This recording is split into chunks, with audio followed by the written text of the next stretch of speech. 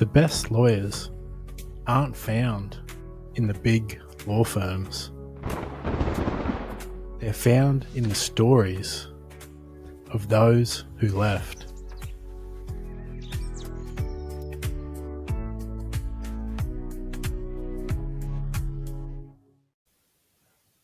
Chapter 2: The New Beginning. The night air was cool against my skin as I stepped onto the pavement outside the looming office building. I inhaled deeply, filling my lungs with the crisp scent of the city at night. It was strange. This was the same air I'd breathed for years, yet tonight it felt different. It felt clean, fresh, and free. I had just walked out of a prison disguised as prestige, shedding the weight of a system built to keep me complacent. But as liberating as it was, uncertainty gnawed at the edges of my mind. Like Hernan Cortez, I'd burned the boats. There was no going back. Any traditional firm would call my former boss before making an offer to me. Mitchum would be clawing my reputation to shreds before I reached the end of the street, feeling confident I wouldn't have the money to fight him in court. I reached for my phone and dialed Courtney, who picked up on the first ring. Before her voice found shape, I had uttered the 4 words she had been waiting to hear for years. It's done. I resigned. There was no hesitation in her voice, no doubt or panic. Good. Now you can build something worthy of your talent. Courtney was my equal in every way, the person who could see my potential even when I couldn't. She was fierce, sharp, and utterly unshakable. If I was steel, she was fire, unyielding, deliberate, and strong enough to shape me into something powerful and worthy. Come home. Her words had the kind of certainty only she could deliver. We'll celebrate properly. A wide smile stretched across my face, the first truly genuine one I'd experienced in years. When I walked through the front door, Courtney was waiting, arms crossed, leaning against the kitchen counter. A bottle of our favourite $6.30 champagne and 2 glasses sat on the surface beside her. Her eyes studied me, measuring, assessing, as she always did. She tested the silence with a question. How do you feel? I could see the flicker of doubt cross her face. I knew she had faith in me, but we relied mainly on my income to ensure we could keep the roof over our heads and food on the table. This was the right decision, but it wasn't just my own security I had to think about. It was all of us together. The truth rolled out before I could second guess it, gentle but certain, like I just took my first real breath in years. She poured 2 glasses and handed me one. Then here's to breathing freely. Clinking her glass against mine, confidently and reassuringly. I took a sip, the bubbles grounding me in the moment. Then I set my glass down and reached for her hands. Court. My voice was thick with emotion. I need to apologise. She tilted her head, curious but silent. The words gathered in my throat, too heavy to hold back any longer. For too long, I put my career before us, before you. And it was never because I didn't love you. It was because I thought you deserved to be with a partner at a big law firm. I thought that title, that prestige, was what would make me worthy of you, of the life I promised you. She squeezed my hands, her gaze steady. Jason, we've been through plenty of broke times. And do you know what? Those are the times I remember most fondly. Not because of the struggle, but because we got through it together. You've never needed a title to be worthy of me. I chose you, not your career, not your salary or prestige. And I'd choose you over and over again, lawyer or not. A lump formed in my throat. I needed to hear that. So we don't have to have millions in the bank and a fancy beach house for summer holidays?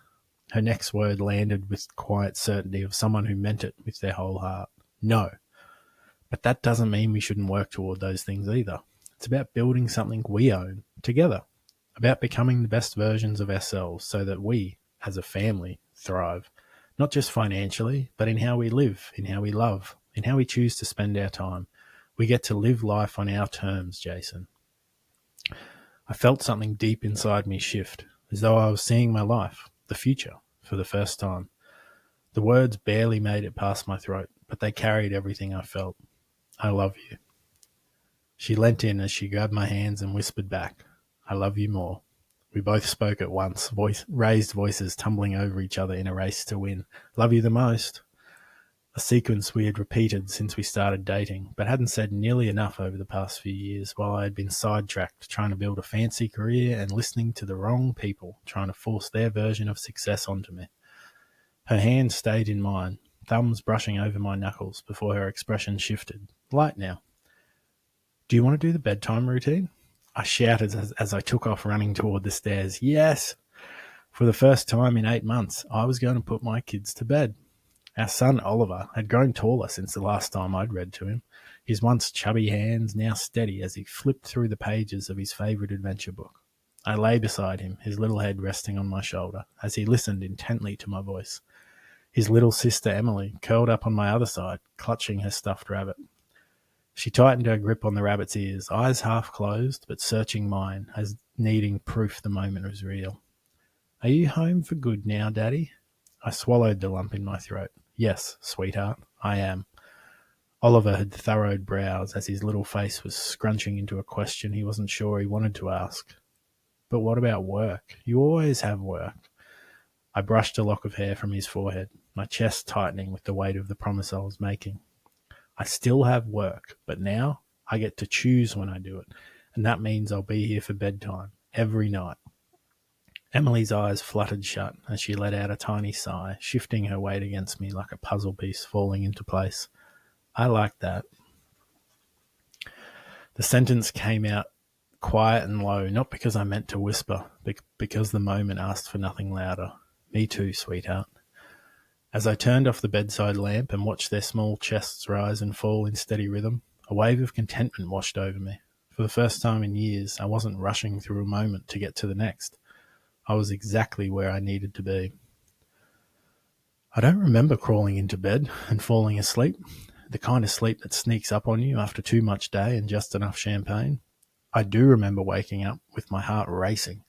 I sat upright and reached for my phone. 2:03 a.m. Panic flared in my chest.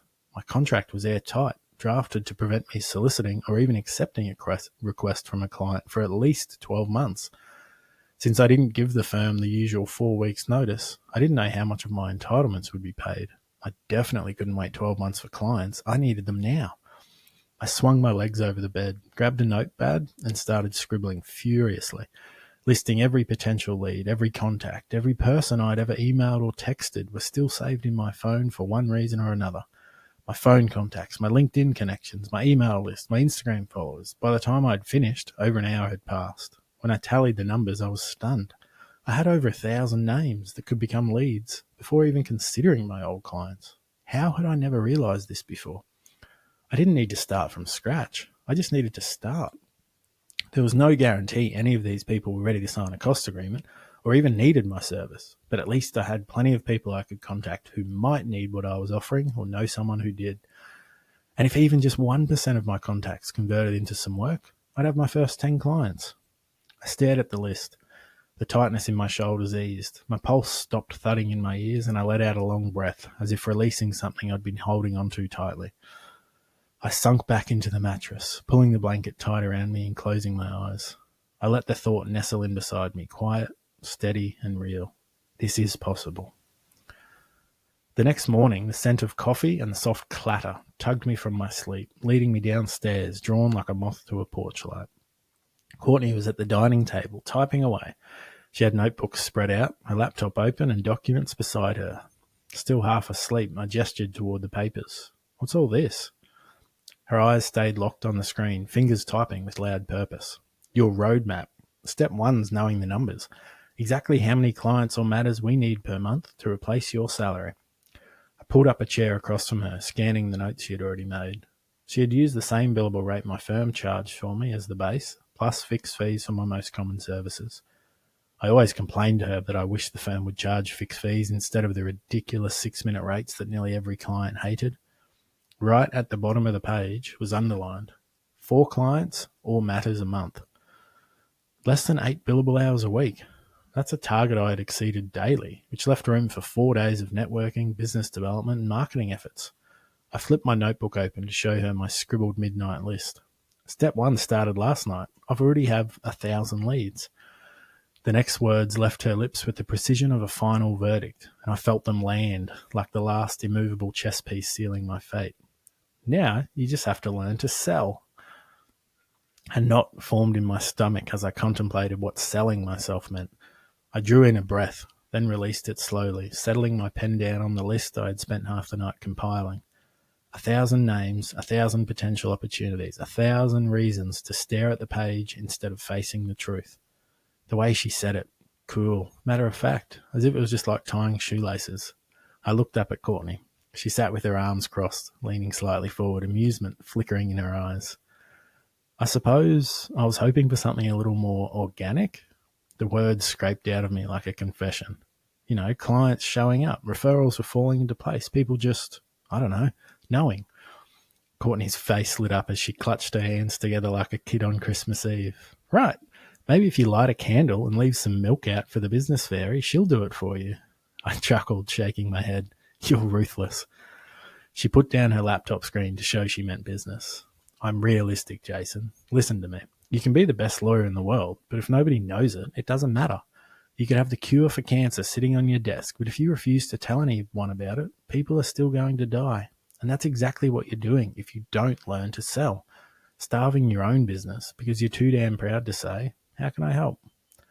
A flicker of tension coiled between my shoulder blades, like my body was bracing for an attack I wasn't ready to admit was coming. It's not pride, I just don't want to be salesy. I don't want to be one of those guys, the pushy ones, the one who seemed desperate. Courtney's breath escaped her in a sharp rush, the kind that didn't bother hiding its judgment. Jason, if you believe that, then you don't understand what selling actually means.